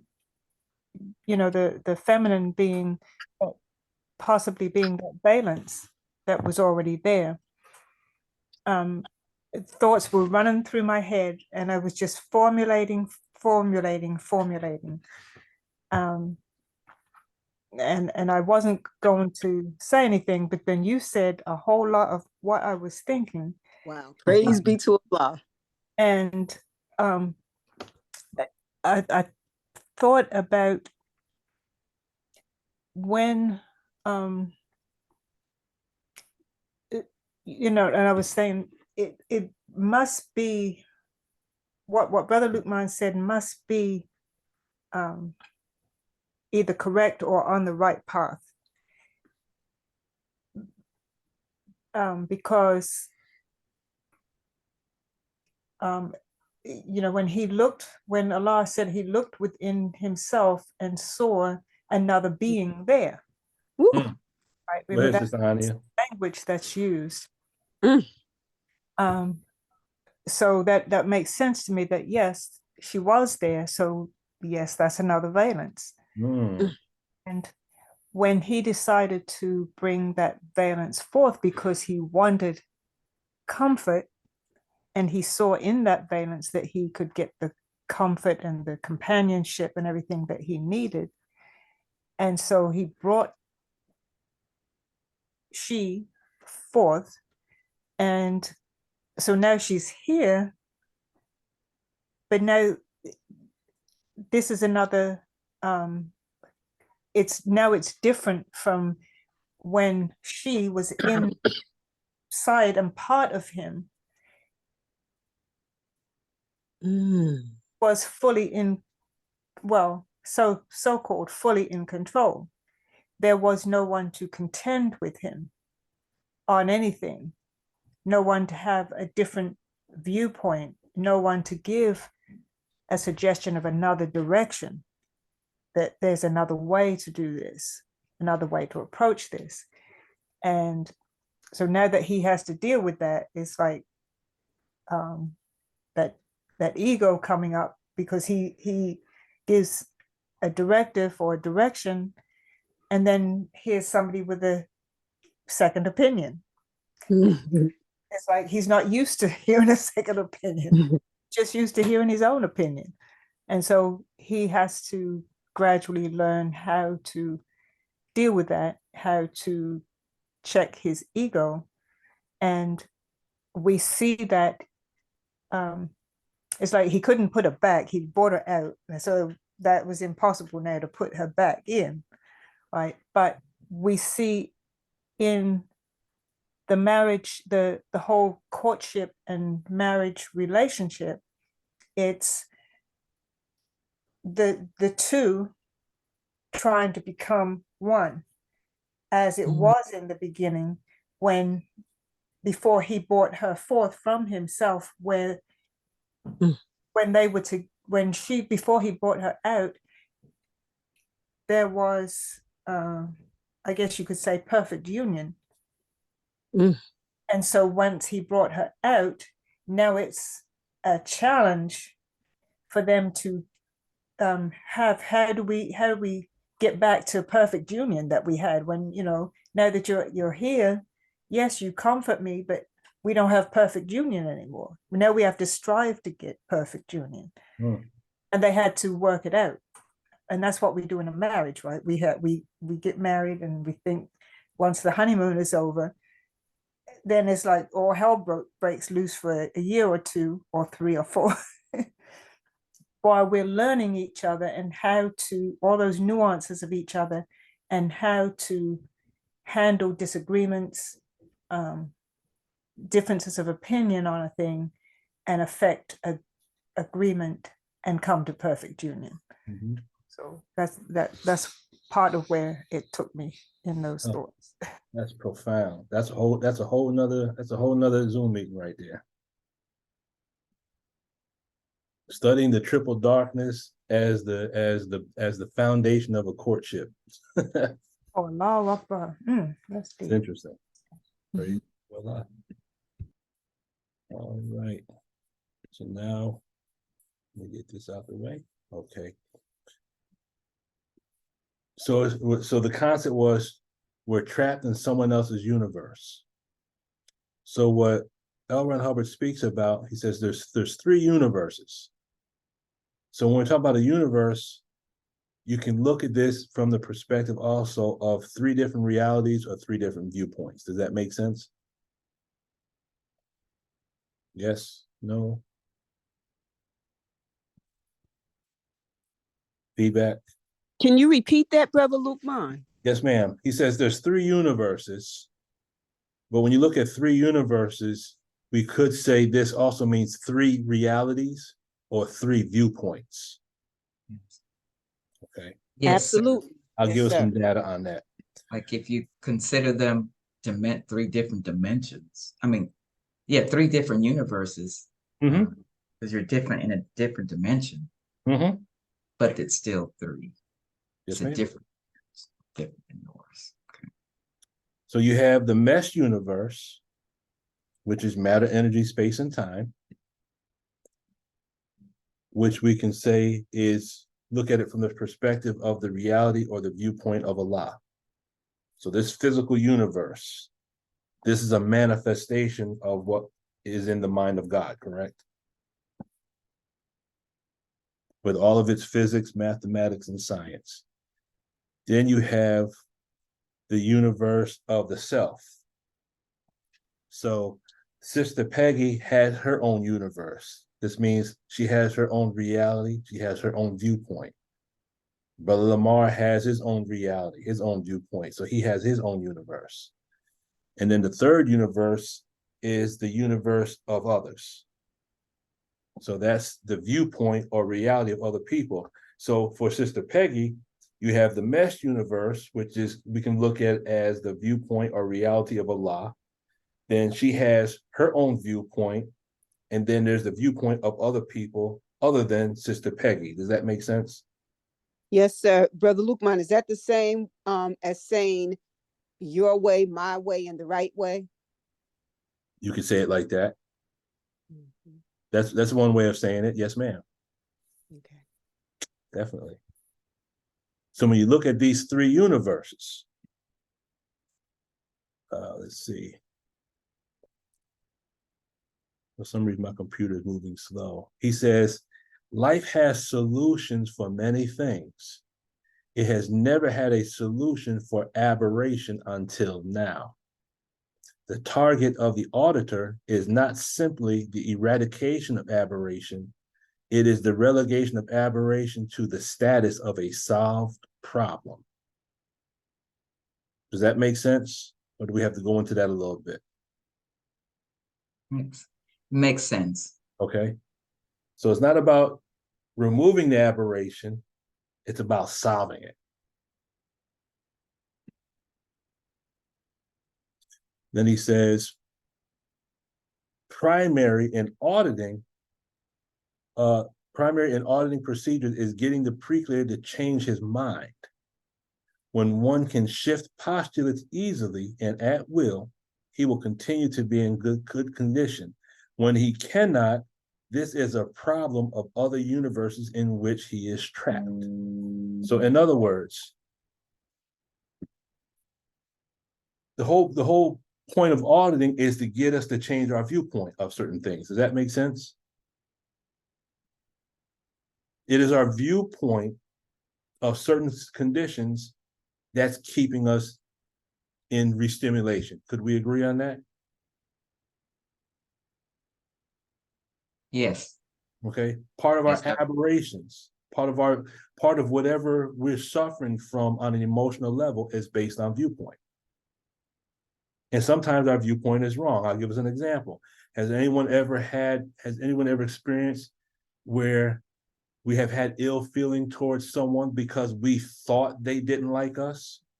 Yes, sir.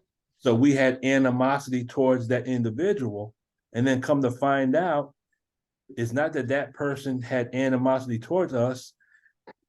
Either that person wasn't even thinking about us, or that individual thought something about us.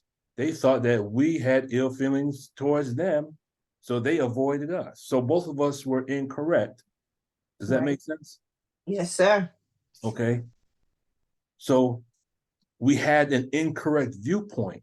And then once we talk with people and we get that ARC, we find out that, damn, they never said what they said.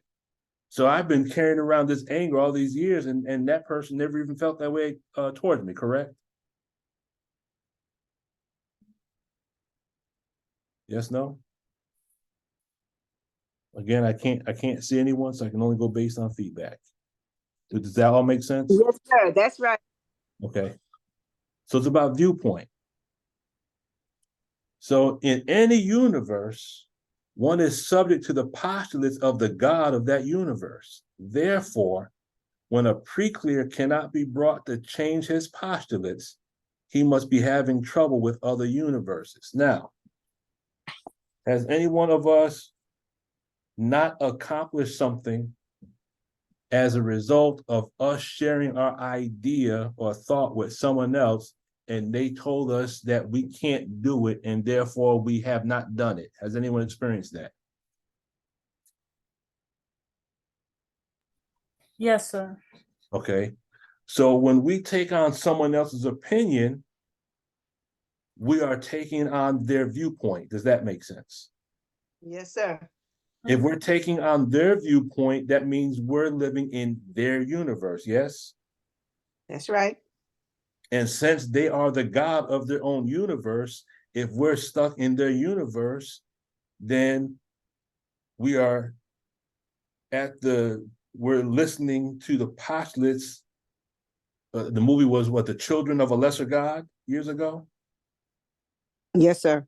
So we allow other people to have control over us because we are stuck in their universe. Does that make sense? Mm-hmm. Yes, sir. Okay. There's an old saying that the person that says it can't be done should never interrupt the one that's doing it. Yes? Yes, sir. And the only way we can be stuck in their universe is if we have not thought about what they're saying to realize that they are correct. And so we concede to what they're saying because it works out for us. I just experienced that. So, okay, you're saying that we listen to someone else because they are correct?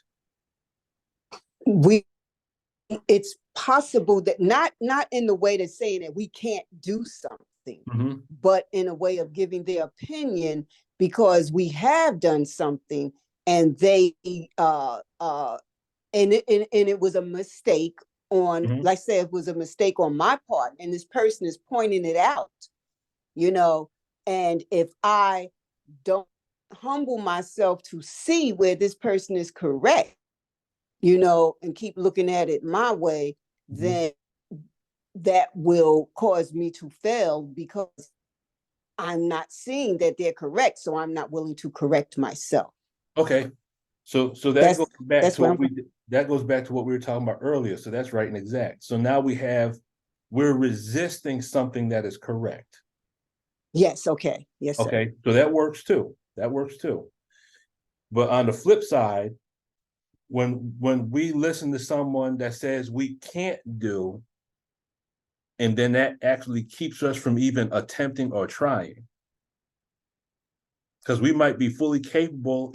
I'm a firm believer. If Allah gives us an idea, then He's provided the means by which for us to manifest the idea. And we have to be very careful who we share certain ideas with, because sometimes people are idea killers. Does that make sense? Yes, sir. Okay. So when someone else says they can't be done, that's because you're judging it based on your inability to do it. And so now you want to put your inability on me. But if I believe that I can't do it only because you said I can't, that means I'm going to be trapped in your universe. Does that make sense? Right. Yes, sir. Okay.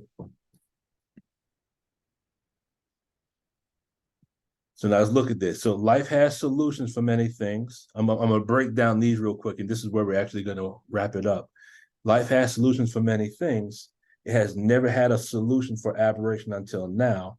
The target of the auditor is not simply the eradication of aberration, it is the relegation of aberration to the status of a solved problem. So when we look at it, the Bible says it like this, and we know that all things work together for good to them that love God, to them who are called according to His purpose. Does that make sense? Yes, sir. Okay. So when we the relegation of aberration to the status of a solved problem, that's like a difficulty that comes into our life, and that difficulty is not designed to eradicate the idea. As the minister said, there's a difficulty factor attached. The difficulty factor is attached to see how bad we want that which we are striving to receive, correct? Yes, sir. If it was if it was a large gain in a short journey, many people would have gone. But the journey is long. What does that do? That tests our ability to be steadfast in our desire. Wow. So that's foreign in this world. That language is foreign in this world. What's that? Being steadfast and not for our desires. We live in a microwave mentality or universe. Everything is fast. ADHD and attention deficit disorder, and it's foreign. The minister also said it like this before. He says, and I'm paraphrasing it, he says, the true test of a captain is not how you navigate when the sea is calm, but how you get the boat to shore when the waters are stormy. Does that make sense? Absolutely. You know, hell, anyone that you give them a couple lessons can navigate a boat on the water when the water's calm.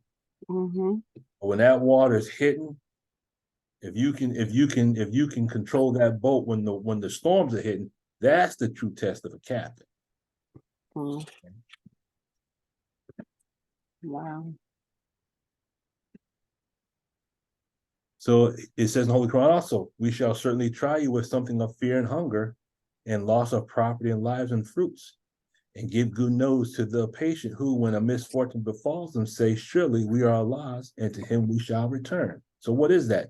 It's the changing of the viewpoint. So when the difficulties come, we say, okay, We say all praise is due to Allah. When something good happens, all praise is due to Allah. When something trying comes, you All know, praises due to we Allah. all praise due to Allah. It's like, okay, how can I use this? How can I learn from this? Mm. How can I use this?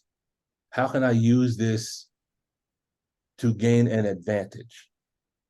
And the example I love to use, and I strive to use this every time. I'm not 100% successful, but when you look at the parable of Moses traveling with the wise man, the first trial was Allah sunk the boat of the individual that took him back and forth across the river. The second trial was the killing of the child, and the third trial was the repairing of the wall under which there was a treasure buried. Correct? Yes. And Moses said, why are you destroying the boat? And the wise man said, there's a king coming that was confiscating the boats for his navy. So I sunk the boat so that when they come by, they see the boat is underwater, they leave the boat there. So once they go past, he pulls the boat to shore, he passes the hole, and he keeps doing what he's doing. So what does the first trial teach us? The first trial is sometimes Allah is going to sink our boat. Allah is going to put us through a trial, not to destroy us, but it could be to protect us from something that's coming that we don't see. So he sinks our boat and takes us out of the way. And when that danger has passed, now whatever he took from us, he can give us that back and we can continue doing what we're doing, right? Right. Okay. But what happens? Look at the second trial. When Allah sinks the boat, what was the second trial? The killing of the child, right? Mm-hmm. And why was the child killed? The child was killed because the child was going to grow up and the child's parents were righteous and the child was going to engage in behavior that could have possibly pulled his parents into unrighteous conduct, correct? Yes, sir. So the child was killed to spare the parents, and the parents were already going to be blessed with another child that was going to be righteous, yes? Mm-hmm. So could that teach us?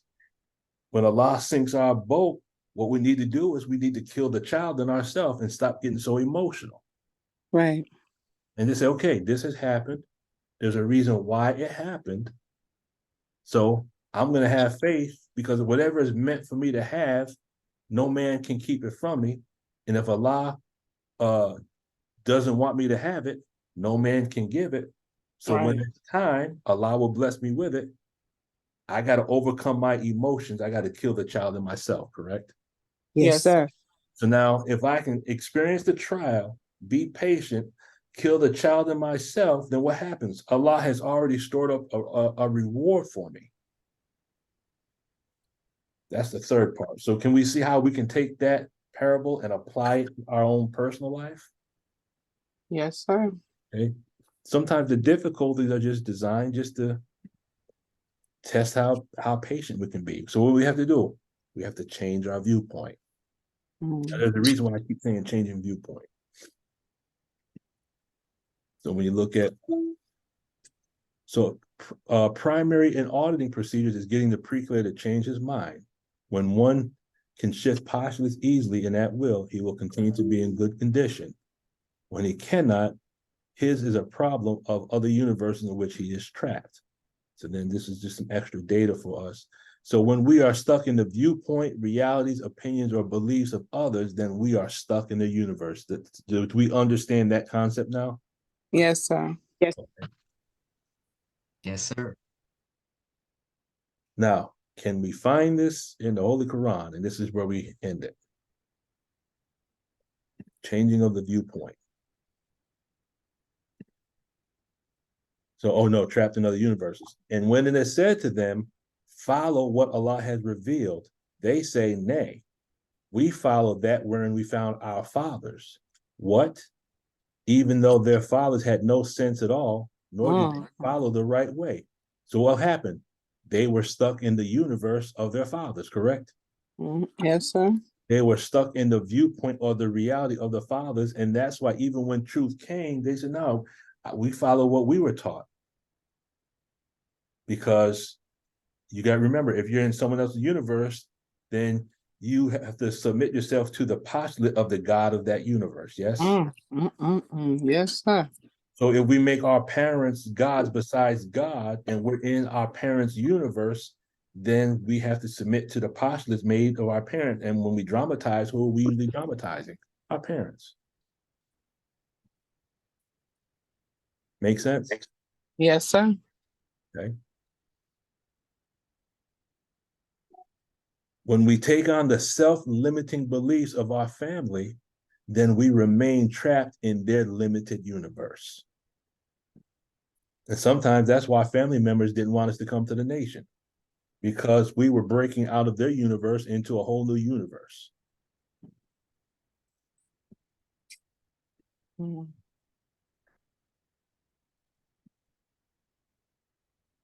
So in any universe, one is subject to the postulates of the God of that universe. Therefore, when a preclear cannot be brought to change his postulates, he must be having trouble with other universes.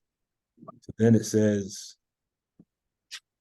so our family members are the God of the limited universe that they exist in. When we subject ourselves to their limited universe, then we are subject to the God of that universe. I think we've already made that point perfectly clear. And then finally, so their valence is what rules us in present time. So we dramatize the God of their universe. Does that make sense? Yes, sir. Okay. Yes, sir. This could be one meaning of the term losing the knowledge of self.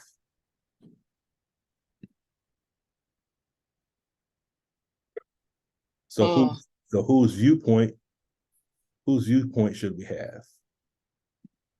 Whose viewpoint should we take on? Allah says, Quran is that we take Allah's color.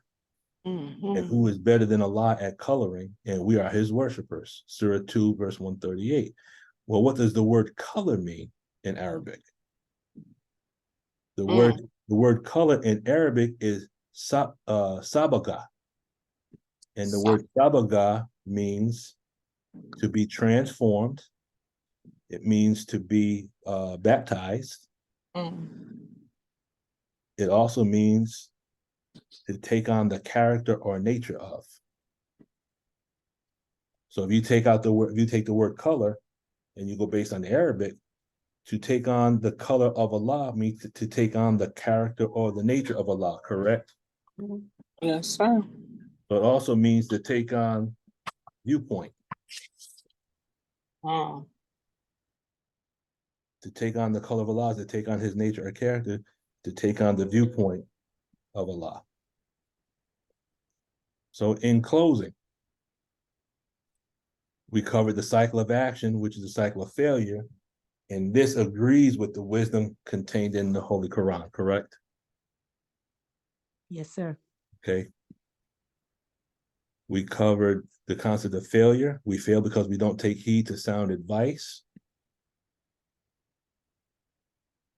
And we fail because we try to lean on our own understanding, which isn't really our understanding. And I say that to say this, sometimes we do things the way we want to do it, and that's really based on the postulates of another universe. Does that make sense? Yes, sir. We do it because that's the way our mother did it. We did it because that's the way our father did it. It doesn't mean it was correct. It might have been correct at the time when we were living in that universe, but now we have to live according to our own universe, but we're still trapped in that universe. Does that make sense? Yes, sir. Okay. We live in the universe of others, and this is why we cannot become cause over our own reality, over our universe.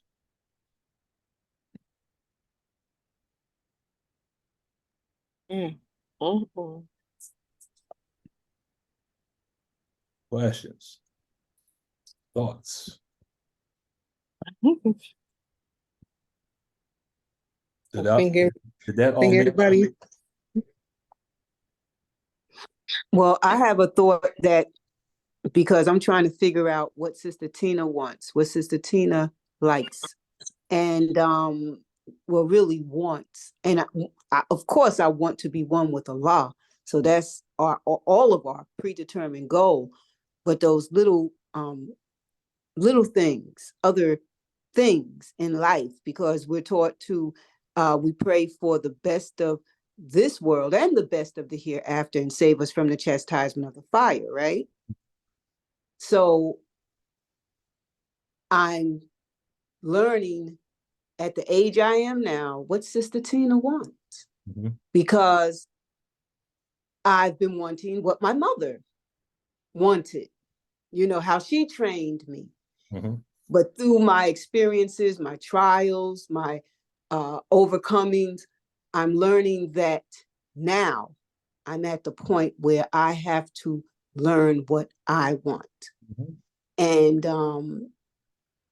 that will be the beginning of me having successes, because I'll be in my own universe, you know, moving in my own universe. And I'm not in a selfish way, but in the way that Allah God intends for me to move. But that's what I'm learning now. I'm just at the beginning. Yes, sir. Yeah, praise be to Allah. I would highly recommend, if we have not already done so, pull up the minister's video called The Man in the Mission. Okay, yes, sir. Awesome lecture. That was one lecture that was a turning point in my life.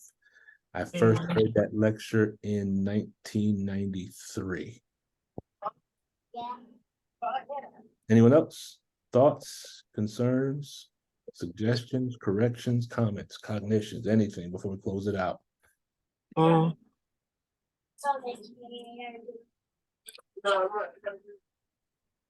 Yes, no? Going once, going twice. I think we all kind of full. Okay. I hope everything kind of fit together. God willing, we'll be back again on the 8th, 10 o'clock for the math workshop. I will strive to have this up and running. How many of us have been going to the YouTube channel?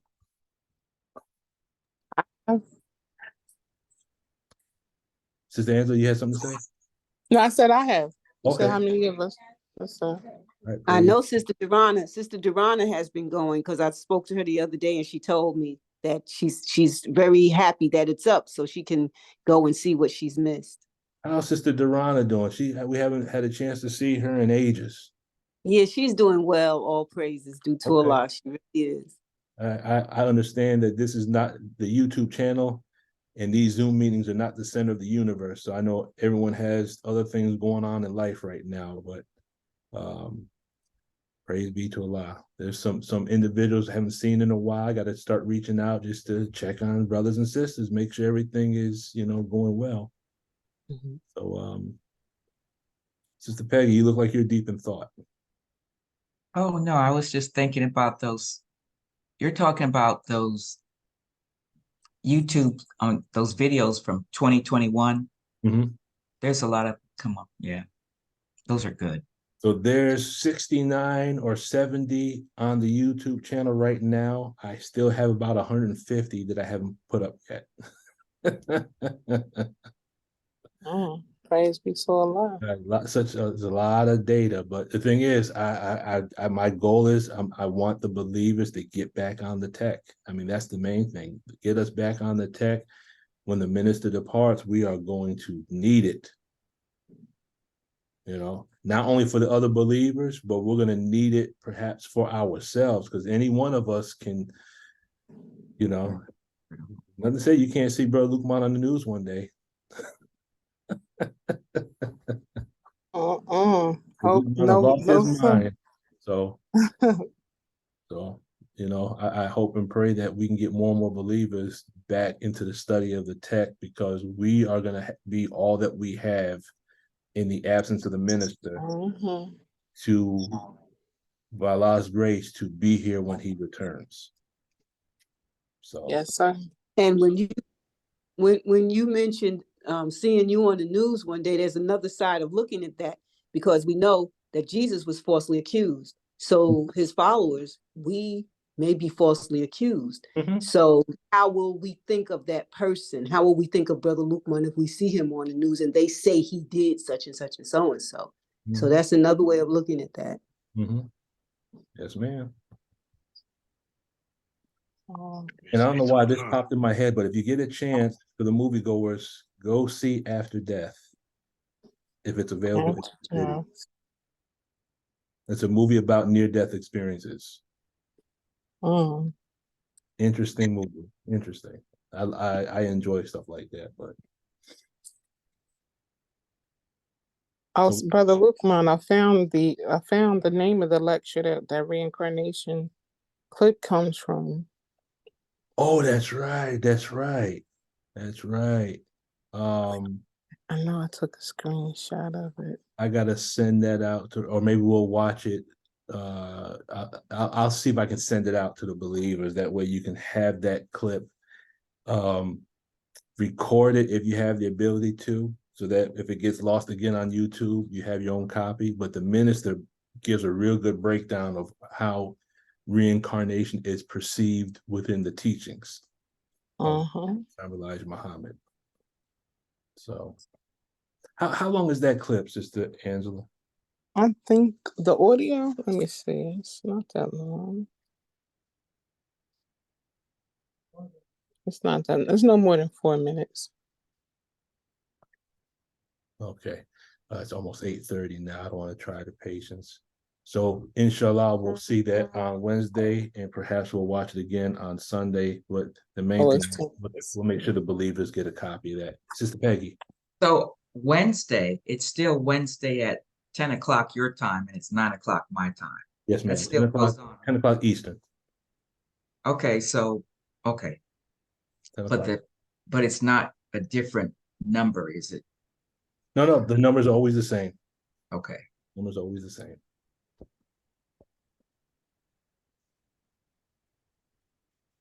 All right, family, we will go ahead and close it out. I will try to have this indexed and up to the YouTube channel. I'll at least have it uploaded, hopefully sometime tonight. God willing, I'll have it indexed within the next couple of days. If there is nothing else, let us go ahead and close out in prayer. Attention, prayer. I seek refuge in Allah from the accursed Satan. In the name of Allah, the Beneficent, the Merciful. All praise is due to Allah, Lord of the worlds, the Beneficent, the Most Merciful, Master of the day of judgment in which we now live. The alone do we serve, thine aid do we seek. Please, Allah, guide us on the straight path, the path upon whom thou hast bestowed favors, not the path upon whom thy wrath is brought down, nor of those who go astray if they've heard thy teachings. Ameen. Ameen. Assalamu alaikum, family. Wa alaikum salam, sir. Sir. Wa alaikum salam.